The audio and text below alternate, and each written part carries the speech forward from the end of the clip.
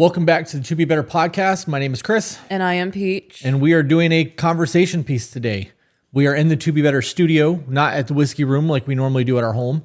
But we are going to be doing a side piece or rumination and revelation, whatever you would like to call this, where we are going to talk about emotional cheating. Yes. We have done a video like this in the past. So for those of you who have been here for a while, might get new information because we have new information. We do. Those of you who didn't watch that initial video, welcome. Go do that. I don't know what to tell you. You could go watch it or you could stay here. Right. The update. So what do you got, woman? Because you have a list over there or something? Yeah, so I pulled up some bullet points. I'm going to kind of conduct this the way somebody sitting by themselves in their bedroom having anxiety would. And I just Googled examples of emotional cheating. Okay. Because that's what people do. Especially if they feel they have nobody to turn to within their lives, right? So I'm just going to go through bullet points and then we can touch on them. Elaborate from there. The first bullet point of signs of emotional cheating is being dissatisfied in the relationship. What? Being dissatisfied in the relationship. So I read that and I take it as being openly dissatisfied with the relationship. So you are telling every Tom, Dick, and Harry out there that you are unhappy, you are unsatisfied, they are not meeting your needs. They're just an asshole. You okay? I don't think that that's a sign of emotional cheating. There are people out there who are fucking miserable in their relationship and can't escape it. Okay. And them venting to other people or talking about it is a coping mechanism. It could be an attention thing. It could be a whole lot of things. Mm-hmm. So is this list a sign that somebody is emotionally cheating on you, or signs, symptoms to look out for? Like, yes. Okay, so that's a different narrative. Okay. Okay, so I misunderstood what we were doing. Okay. I got it now, though. Okay, so we're on the same page. This is a list of things that you should look for if you believe your partner is emotionally invested in somebody else. Correct. Okay. This is like the symptom chart of I'm sick and this is what's happening to me. Okay. So the next bullet point, which... Wait. Hold on. Before you move on, let's talk about that. Let's go. Okay. We'll go side by side for this. Okay. That's a sign that your relationship is over. Yes. When somebody in a relationship is unhappy and starts going to other people around them and opening the door to allow other people to step in, the relationship is over at that point. Yes. And I believe that for a couple of reasons. My thought process in that is that they've already told their person they're unhappy. They're probably telling them over and over again, I'm depressed.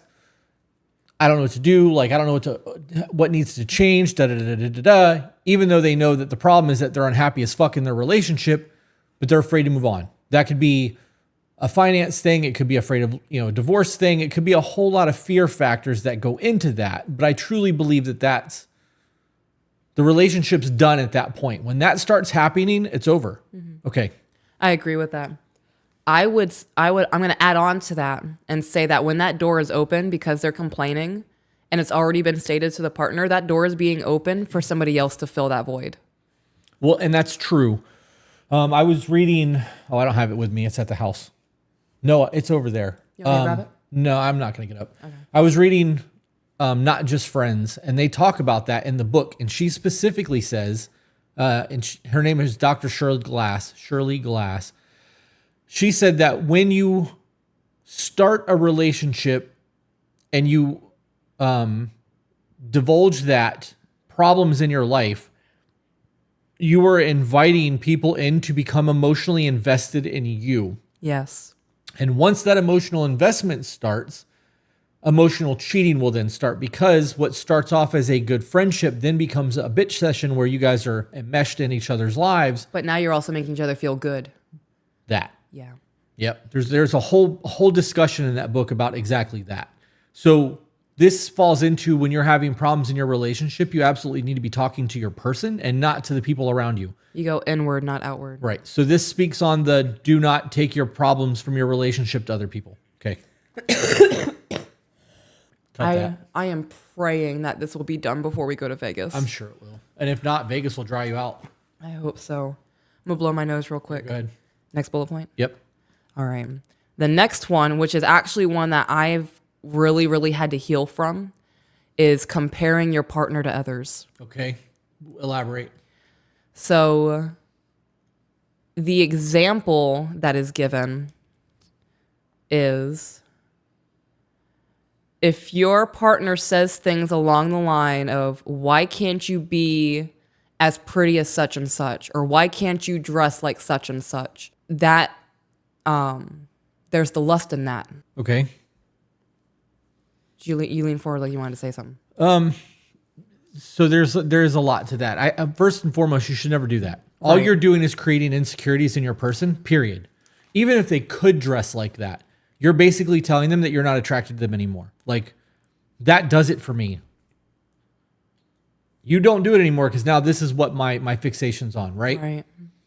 I do believe that there are ways to have the conversation when your tastes change to let your person know, like, hey, I'm starting to find these things attractive. That's different than why don't you do that? Or why can't you look like this person, right? It's a very different conversation. And I think that both of those conversations are going to hurt, but there is a right way and a wrong way to do that. Go ahead. I saw you take that deep breath. Because I was thinking, if you were to approach me and be like, hey, babe, I think you would look really banging in that, word. Right. Right. There's not even my attractions are changing. Just, hey, babe, go get that thing. I think you'd look hot in it. Okay, daddy. Yeah. Like, just like there's the want in men to make their woman happy.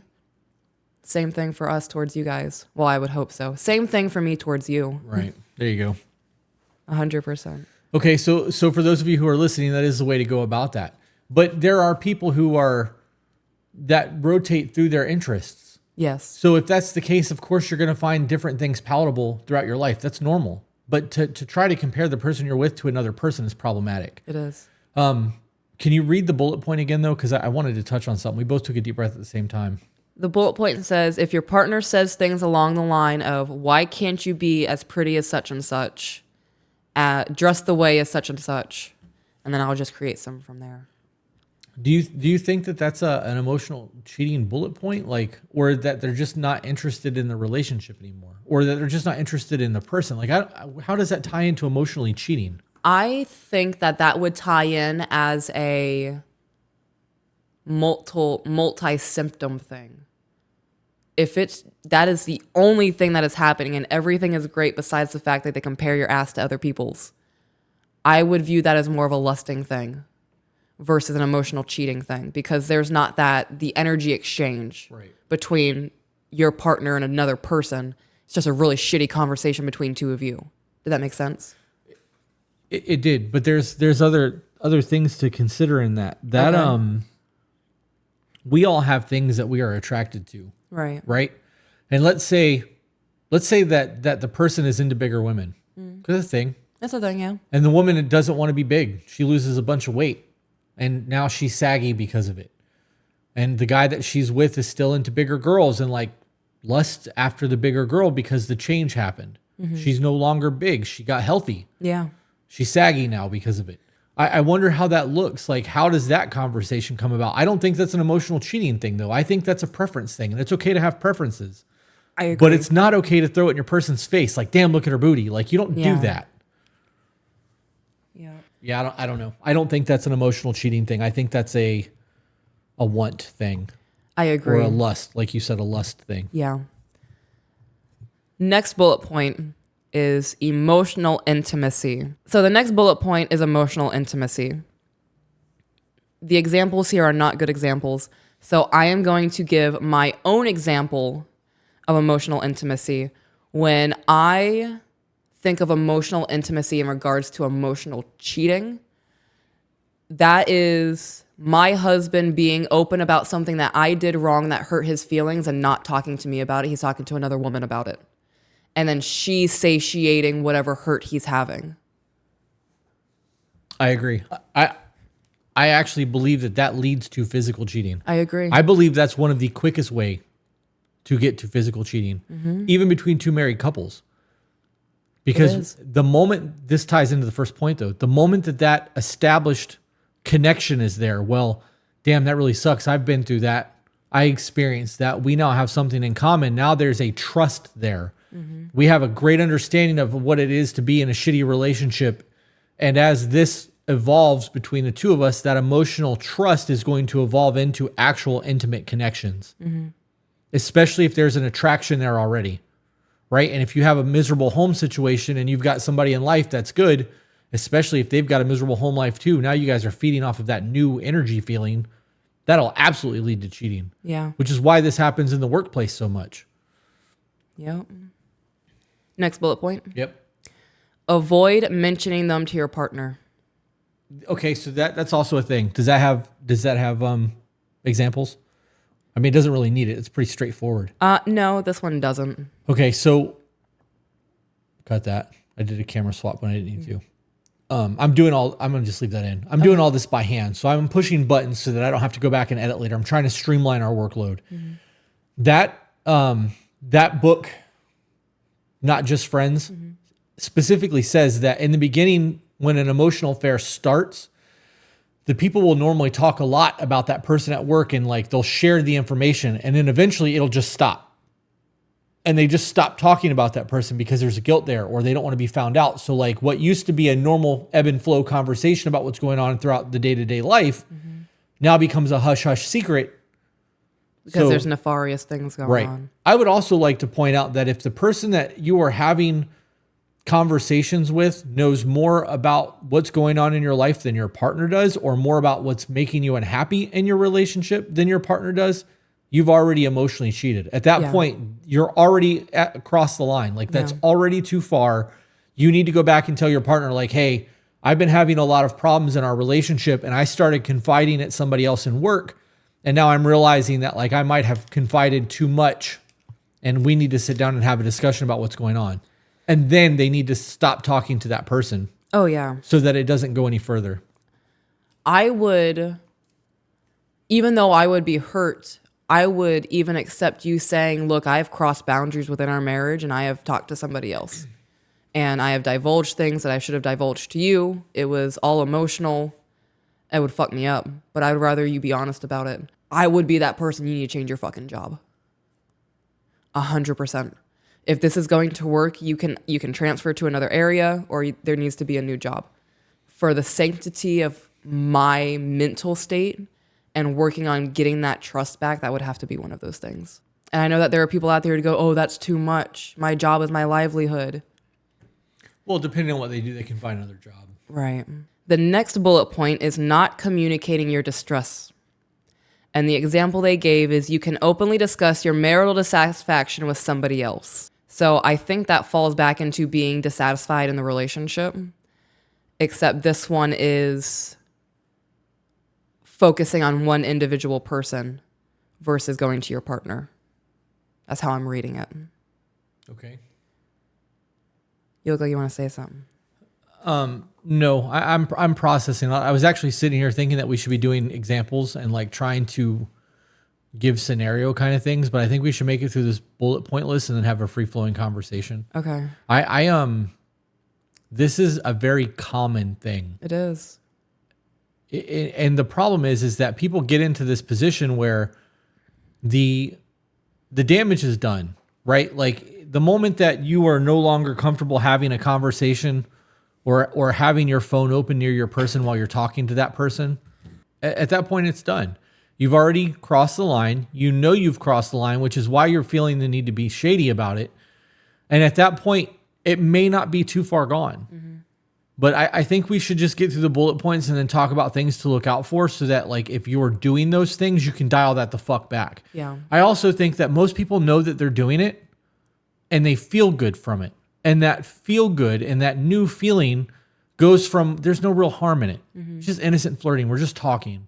I now have somebody to vent to that's not a part of my life, that's not going to judge me. They get me. And as that progresses, the things that you didn't see ever happening are getting closer and closer to happening. And then by the time it does, because that line has been so skewed, you no longer feel as guilty about it. Yeah. Were you the one who told me that a man was cheating? So they were both married and they were having rendezvous, and the husband who was cheating with another married woman didn't believe that he was actually cheating because he never actually put his dick in her. Yeah. So that's also a thing in that book.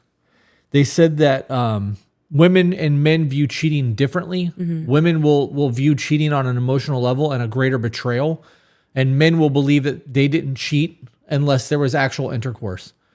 There are men out there who have had oral sex and like gotten naked with other women and didn't think that they really did anything wrong because they didn't sleep with her. And that's actually in that book. I've heard that argument from men before. It's just head. You know what I mean? Like, I think that when you're unhappy in life, you can justify just about anything that makes you happy because it makes you fucking happy. Right? So I think that speaks on a bigger level of, I need to grow a backbone and fucking have a conversation because I'm really unhappy in my life. And if that's the case, that's what needs to be, that's the conversation. Like, we have a really dope existence and like our life is good and bills are paid and everything is great. And we just bought a new boat and we're doing all this, but inside I'm fucking lonely and dying. And then Susie Homewrecker comes along and shows me a little bit of attention. And I feel like I did when I was in my 20s. Like, there's just a lot of, well, that's nice. Yeah. And then you find yourself going to the gym, trying to get your shape back and like trying to like groom yourself differently, or you've changed your wardrobe and you're starting to do things to get that person's attention.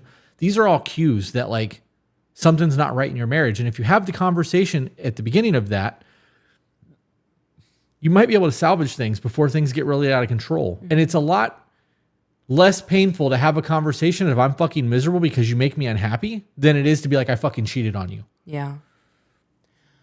There is this Lifetime movie. I love Lifetime. But this Lifetime movie was based on the true story, and it's called Tall, Hot Blonde. And this woman met a guy online. I want to say they were doing online poker or something. And he was married with kids, overweight, depressed. And then this younger woman on the internet started giving him a little bit of attention. And he lied to her, said that he was 19 years old. He was going into the military and all of these things. But then he started training like he was in the fucking military again. And he was going for runs and he was doing push-ups. And he got into the best shape he's ever been in because another woman on the internet was giving him attention. Right. Never even seen her before.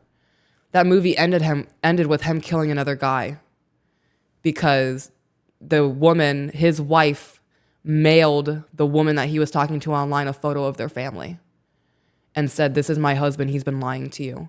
Oh, wow. And the woman was like, "What the fuck?" Cut all of it off and then started talking to one of his friends that they all played together online with. Next bullet point is putting someone else before your partner.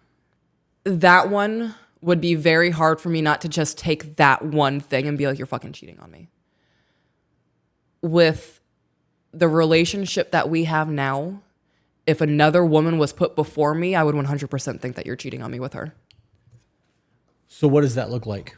That looks like you're opening her car door for her, right? If you guys are leaving work at the same time, you're opening her car door for her, you're cheating on me. If you are going out of your way to open the door specifically for her entering a building and you're like, fuck everybody else, I'm going to drop it for this man behind me, you're cheating on me. That's how I would view that. Because those are things that are reserved for me. That's my special princess treatment. I'm the baby. So how does that look in not that scenario? What do you mean not that scenario? Because that's a physical show of I got you, right? Okay, so emotionally, because that's what we're talking about. Right. So how would that, like, because my brain went to, you need to stop talking to her. Yeah. I'm not going to stop talking to her. Okay. Because in that situation, like, I'm getting something from her that you're not giving me. So why the fuck do I want to give up something that's making me happy when you make me miserable? And that's what's being said there. Right. But that's the conversation that's never had. I enjoy this too much to give this up, knowing that you're not going to fulfill the need that I'm being fulfilled with in this moment. Mm-hmm. But so that's where my brain went. Yours went to opening the door. So on an emotional level, where does that fit? You and I are watching a movie together on the couch and you're texting them instead. Okay. If we haven't had quality time in 3 weeks, but you're spending 4 hours on your phone every day texting this person, it's a fucking problem. Yeah. Yeah. This is a big conversation in a Not Just Friends book. I had Zach add that to the recommended reading list. There's a lot of information there. There's a lot of pause in that book. I'm going to have to get it on Audible. Yeah. I have a physical copy too, so. Okay. Next bullet point is that they keep secrets. Let me see if I can find a decent example of that. If they keep secrets. I'm not going to go down that rabbit hole. So. Well, wait a minute. Because if they're keeping secrets, that's simple. It's something as simple as they've had a conversation that they didn't tell their partners about. Or they're deleting chats. Right. Okay. I'm not going to go down the rabbit hole of the bullshit on the internet. I was just going to start pulling things from emails we've read. Okay.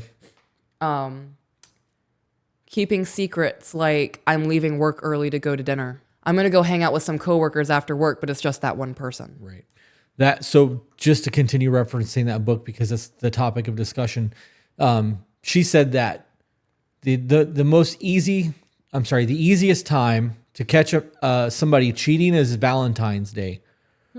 Because people will start making excuses as there's a work conference that weekend, or they'll, see extra charges on the credit cards that have to be explained or whatever, because they're trying to give the attention to the Valentine as well as the husband or wife. And that's the thing. So like that's the keeping. I mean, that's full-fledged cheating at that point. Oh yeah. But that is an example of the secrets as well. I think that the deleting messages is probably a prevalent one. Yeah. Because that falls into having conversations with people that is problematic. Otherwise, you wouldn't be deleting it. I would also say keeping the friendship secret falls into that. Well, that's when they stop talking about their new person. Yeah. Next bullet point. This is actually talking to the person who could be doing the emotional cheating. And that is, you feel understood by this person and not your partner. Well, I mean, I think I think that speaks to as to why people actually start emotionally cheating, though. Yeah. That falls right into what we were talking about earlier. Some of these bullet points are bullshit bullet points. This is why Google can be a problem. Yes. Okay. And that's why I wanted to have this conversation the way I kind of structured it. Because I have been that person at my fucking wit's end. I don't understand why they're treating me this way. Everybody that I've talked to is just talk to them. Well, I fucking talk to them, but they're not talking to me. Right. So now I'm going to go to Google. And the disheartening, the anxiety, the praying that I'm just out of my mind and that I am crazy is very prevalent when I would Google those kinds of things. And I wish that there were people on the internet who looked at something like that and go, this was bullshit. Or if it's just this one thing, it's a different problem. They probably not even entertaining the thought of seeking somebody else out. I think that the internet preys a lot on damaged people. Absolutely. That's the best way to get clicks. Right. You get some drama or somebody that's had their heart broken, you've got them hooked. Somebody, I don't remember who it was, but somebody said that you want to see somebody become really fucking successful, break their heart. Yeah. Because they dive into everything and they focus on anything they can to get over that heartache. Distract themselves. Sometimes it's distraction. Sometimes it's fucking watch this. You think I'm not good enough? I'm going to fucking show you, right? Like, that's very much a thing. Yeah, I think we're going to have a very deep discussion after we're done with these bullet points. Okay. Next one is communication gaps. And I'm going to piece together an example from the ones that they gave. So in communication gaps, that would be, I haven't heard from you in 4 hours. Why was your phone turned off? You didn't tell me that you were going to go hang out with the guys tonight. Right. Yeah, that's just a surefire sign that but that's not emotional cheating. At that point, I think something physical is happening. Like, yeah. This is a bullshit list. Yeah. The next bullet point is defensiveness, being an indicator of guilt. Okay, I agree with that. Yes. I don't even need explanations on that one. I do think it's important to recognize that though that is very prevalent, there are people out there who get defensive when being accused of something, whether they are guilty of it or not. Right. I've watched a lot of interrogation videos. Camera. And one of the channels that I follow on YouTube, a psychologist, actually breaks down why police officers interrogate the way that they do. And we will see, and people who are innocent, who are asked the same question over and over again, will become defensive. Because at that point, they're defending their honor. Right. So I just wanted to add that on there. Yep. Give not fluidity, credit. Yeah. So that is very much a thing. However, if that's the topic of constant defensiveness, that's a very different scenario, right? So I think that how the defensiveness comes about matters, and that should be the discussion, not just if they get defensive. Yeah. Next bullet point is that they begin to give personalized gifts to a single friend. Yep. That is really self-explanatory. They're paying attention to that person. They're listening to that person, filling a void. Okay, so that speaks on relationships though, and not just cheating. Sean loves xenomorphs, the alien thing, and if I ever see an alien thing, I buy it for him. Right. I'm not fucking Sean. He's my best friend and I love him to death, but I know that shit is something he collects. So if I see cool shit, I get it for him. You can have that relationship with the opposite sex and it not be anything there. So in that scenario, I don't think that's if we're talking It's towards one person specifically, like repetitively, they're getting special attention. right, but that could be strewn across multiple people. Yes. If you have somebody who is one of those people that are thoughtful gift givers, Yes. and that is how they show appreciation. Yeah. That needs to be taken in consideration. So if that's the only time they ever buy something, that's a very different scenario. So again, it's Right. situational. Okay. Yeah. The example I want to give is, I'm going to change the person's name, but you're going to know who I'm talking about. Let's call her Nancy. Remembers everybody's birthday, reminds everybody, hey, their birthday's coming up. Will go out of their way to bake something specialized and then find a personalized gift. That is that normal friendship. Right. It's their personality. Right, passing it around. If they are just focused on Sally, Right. and Different. Sally's getting a gift every single Friday just because it's Friday. Yeah. Yeah. And then the last few bullet points, I think categorize into actual cheating, not just emotional cheating. The first one is romantically fantasizing about the person. Yeah, but how is your partner going to know that? Right. You know that. Right. Yeah, the other person's not going to know about that. I mean, unless they say their name in the bedroom. Right. Set the whole fucking house on fire. The next one is sexting. This list is just getting redundant. Okay, Yeah. so let's stop with the list. Okay. If you were to, with the information that you've gained over the last 2 years, almost 2 years, and all the books that we've read and all the emails we've read, what are the first 3 things that you would be looking for to think if you thought I was emotionally invested in somebody else? You don't have the patience to talk to me. You have to elaborate because that's very broad. Okay, so say I'm going through something. Right now, you are very attentive and you give me the time of day and you're invested and you're sympathizing, you're empathizing, you are giving me your undivided attention. If that ceased, that would be an indicator to me because that's a massive change. I wouldn't think right away that that's emotional cheating, but if it went on for months and we're not having conversations and our communication is gone, that's a red flag to me. Okay, so that's one. The next one would be you can't put your phone down. You are always on your phone. If we are looking at something together and you turn it away from me and continue searching and then show me once it's brought up and I can only look for 3 or 4 seconds and you yank it back, that's a red flag to me. Okay. That book, before you go on to your third point, Okay. that book said that the internet has made it infinitely easier for people to be emotionally invested in other people's lives. And it can start with simply liking photos. Yeah. And it could devolve. Delve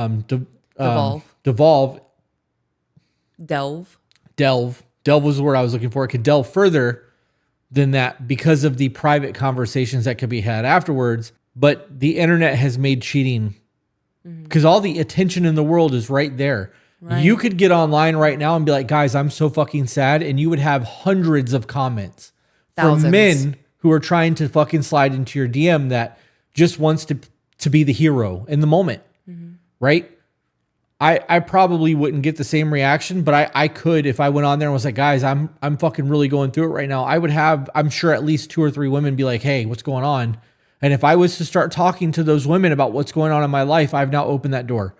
So the internet has made that a whole lot fucking easier for people than simply going to work and having to physically have a conversation with somebody. Yeah. Okay. So that's a valid point.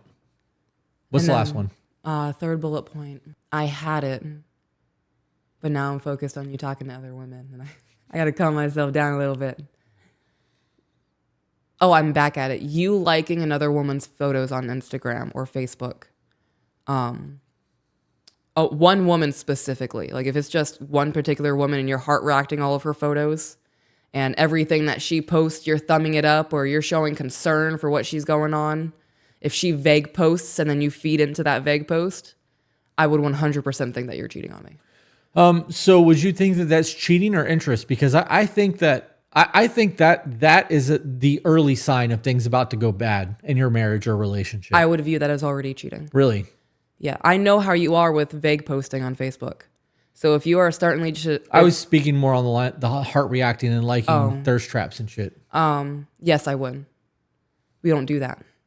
I'm not out here heart reacting Max's motorcycle photos every time he posts one.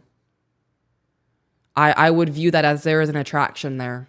Right, which I agree with that. Yeah. But I think that would be the early stages. That would be the alerts going off in my brain that things are starting to go south for us. Yeah. Not necessarily emotionally cheating, but if I started catching you liking and being super active even on Facebook, because you don't use your Facebook at all. No. Like so I have 2 posts on my Facebook. So if I saw you doing that and getting on TikTok and watching lumberjacks and all that bullshit, there's a problem happening. I don't think that I would go as far as to think that you're emotionally cheating on me, even if it was one person over and over again.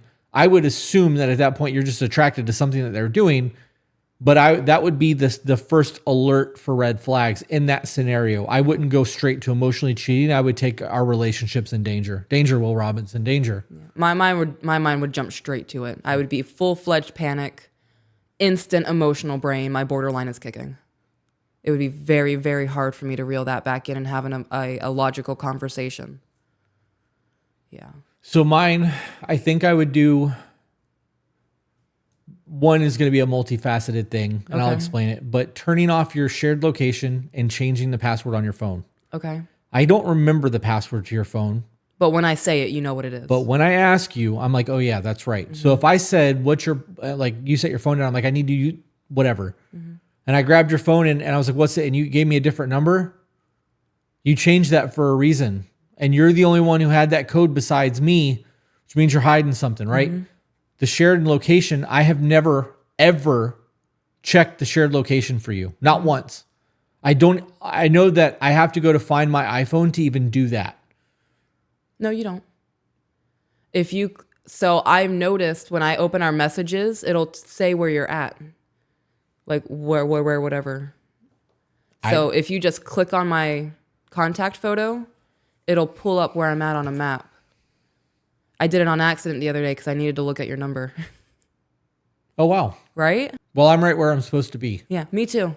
But I've never, that's the first time I've ever used that feature ever. And it was just to see if I could. Mm-hmm. I don't care about that. If I ask you where you're at, you're going to tell me. If I have to call you 15 times, there's a much bigger problem. Like I could be in a fucking ambulance right now dying. Why aren't you answering your phone? Because I don't call you very often. Right. That's a very real concern. So a change of that magnitude would be the first red flag for me. But I would also like to say that noticing that you are changing your pattern of behavior when it comes to liking things and the things that you are showing interest in would be the first indication that something's not right with us. Mm-hmm. And I believe that there are a whole lot of indicators before something bad happens because I understand the way that our brains are. And we know each other. Mm-hmm. So there's a comfort level that comes into just, this is the way things are. And if things start to change, there's a reason, like the gut intuition kind of thing. Yeah. The second thing would be you going out on a regular basis and not like being home in a timely fashion. If you were to go, I'm going to go drop the kids off and then I'm going to go to Hobby Lobby and you're gone for 6 fucking hours. You didn't go to Hobby Lobby. I know how long it takes you to get to where you have to go to get the kids and get back. Mm-hmm.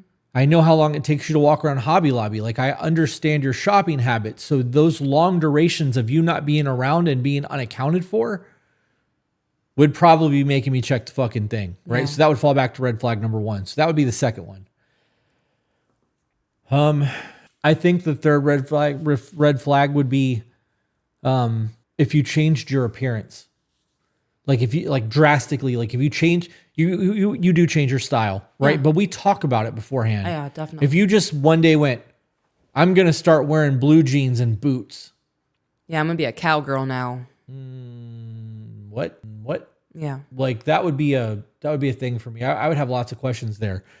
But that's only because you're like, hey, I like this dress. What do you think of it? Like that's a very different conversation than you just definitively changing your style up.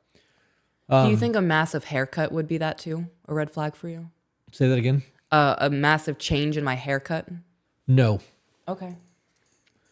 I would think that if you cut your hair off or you did something crazy with your hair, that it would be, I would think that your mental health is off. Okay, this is a borderline thing. This is a borderline thing. That is a manic moment. I'm really fucking depressed and I need change. I'm gonna go get a tattoo or a piercing. I'm cutting my fucking hair off, right? Mm-hmm. Like, I just need to feel different than I do, and changing my physical exterior is a great way to give me a dopamine response, even though I know I'm gonna fucking hate it tomorrow, right? Like that I view that as a manic reaction to something going on in your life. But I also don't think that you would cut your hair without talking to me about it. Like even if you were that depressed, because my opinion of your appearance matters to you. Greatly. So the moment that my opinion no longer matters about your appearance, I guess it's probably the best way to word my third red flag. Okay. I know at that point something major is happening. Like I'm not a priority to you anymore. Right. Yeah. What? I love that we have the relationship that we do. Can you elaborate? Because I'm not going through it after having this conversation, but I can feel my cortisol levels rising a little bit. I could not imagine, I mean, I can because I've lived through it, but with what we have now, I couldn't imagine living that way. With that anxiety and that worry and constantly checking your location to see where you're at and what are you up to, babe? You haven't messaged me back in 15 minutes. What are you doing? I am very grateful that we have what we have. And I'm also grateful that you know me well enough that if I was slipping, you would notice. right. It just comes down to paying attention to each other. We just talked about this on the podcast we just recorded. Mm-hmm. I think that speaks a lot on putting the relationship first. Yes. I would also like to say that there are things that you can avoid doing to decrease the risk of your person going outside of your relationship for drama. Mm-hmm. Like not getting into an argument before they go to work. Yeah. Right? Or not bringing last night's bullshit into this morning's breakfast. Because there's a lot of people who wake up pissed off because they didn't fucking, last night sucked. Now And we're today's going to gonna continue suck. the argument. Right. Like you made me feel like shit, and until I feel better, fuck you. Mm-hmm. That's going to create a whole lot of problems in your relationship. That's childish. It is. That's very, very childish. I'll show you behavior. It's also selfish. It is. We're not okay until I say we're okay. Right. It's control, manipulating. There's a whole lot there. But what does that say when somebody gets to that point and they go, well, fuck you. You can feel that way. I'm going to go talk to Sally, and Sally's going to make my day better. I can't wait to get to work because I don't want to fucking be here anymore. I also think that this speaks on having peace in the home and how important your home is. I talked to somebody, it might have been on the Voice of the Broken. I think it was on the Voice of the Broken. It was an email that I was reading that talked about how important it is to make sure that your home life, if nothing else, your home is your sanctuary, and that it is peaceful and that you don't have disruptions there, because you can deal with a whole lot of nastiness in the outside world and go to your sanctuary and calm the fuck down and decompress and get over all that shit. And you have to have that comfortable home in order for that to be a thing. So what are some other things that not necessarily red flags between us, but what are some things that people should look out for in the event that they are starting to emotionally cheat? Maybe they're there and they're not realizing it's a thing. So like what are some things that I could be doing that I would not recognize that you view as a problem? How about that? I know it's a very vague question. Paying compliments to another woman and just her. Okay. Right? So say you have a friend who reaches out to you and she's having a really hard fucking time. And now every morning you wake up and text her a compliment so she feels good about herself. I would view that as emotional cheating. Okay. There's definitely an emotional investment in that. Yeah. If you were the go-to person for another woman, her life is falling apart once a week, and you are the first person that she calls.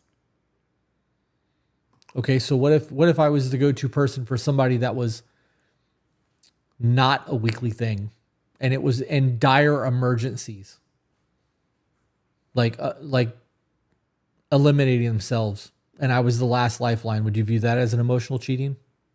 You're the last lifeline. Yeah. If they went through 10 people before you, no, I don't view that way. Okay. Now, like I said, if it's a weekly thing, because there are people who will use offing themselves as a manipulation Oh, tactic. absolutely. And even once a month, if you're getting a phone call from a woman, I'm so depressed, life is so hard, I'm just going to end it all, I need you here. I'm showing up. Bitch, let's talk about this. Well, okay. So then would it make you feel better if that scenario happened and I was like, we need to go and check on so-and-so, and we left and went over there? Because you're included at that point? Or it depends on how you conduct yourself. If I tell you that she is very much attention seeking from you right now, and you go, no, she's not, she's just fucking going through it, I would feel like you're prioritizing her over me.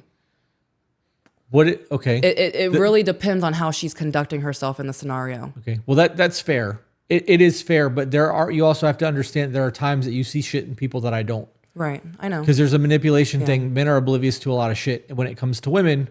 And sometimes we want to just help, right? Okay. There was an instance in that book where a man was getting close to his ex, somebody that he was emotionally and sexually charged with or something. I don't remember how they worded it. Mm-hmm. But they said that the woman was writing handwritten letters and sending it to his office. Oh, I remember you talking to me about this. Right. And he told his wife about like their correspondence and shit. And then when she was like, I'm not comfortable with this, the husband was like, okay, I'll send them to the house and we can read them together.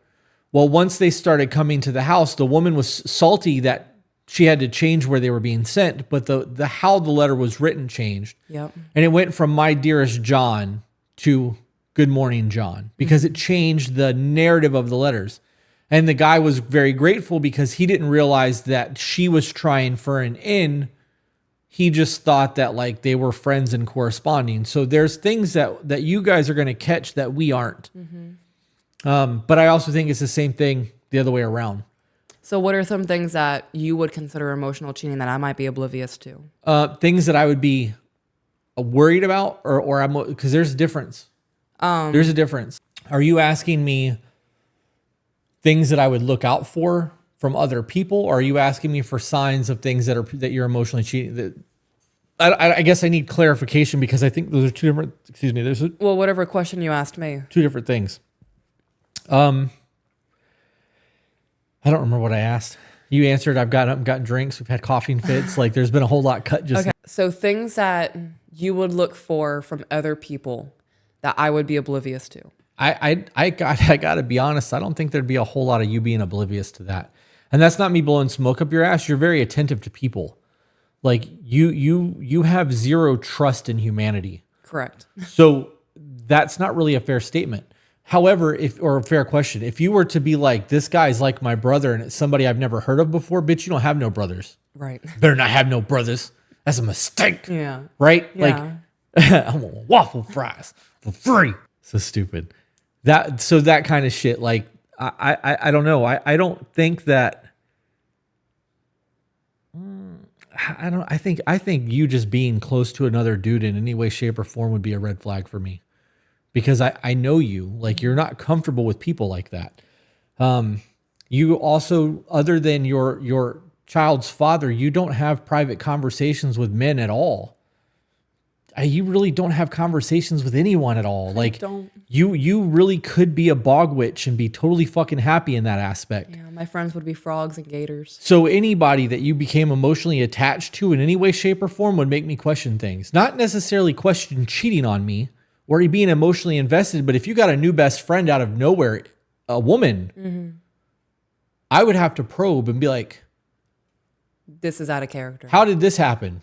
Like, I don't understand. Did she bring you a rock? Like, yeah. Did she's like, look at this new crystal, I got it for you? I don't understand how that relationship could have developed without me being aware of it. Right. Now, if it was a slow process, I think if it was a slow process, that would be a different thing. You are very much an introvert. Yes. And not introvert in that like you can't do people. You are just happier by yourself. I can control my energy when I'm by myself. I get that. I mean, my mental state, my energy, like When I am in a room of 4 other people, it's like I can feel everything that they're going through, their emotions, their hardships. Even when they're not stating it, it's just very overwhelming for me. So I think that in our situation, noticing things changing in us would be a lot easier than a normal person. Yeah. You have a normal relationship where both people are outgoing and they have large friend circles and friend groups, and like they're not enmeshed with each other. It's a lot harder to catch these things before it becomes a problem. So this is more of a self-regulating thing. If you catch yourself looking at people's photos a little bit too much. That's exactly where my mind went to. Right? Because like... Or even just lingering on a single photo of someone for a little bit too long. Right. Oh, well, yeah. For the average normal person, I agree Right. 100%. For me, I don't, because I obsess over photography.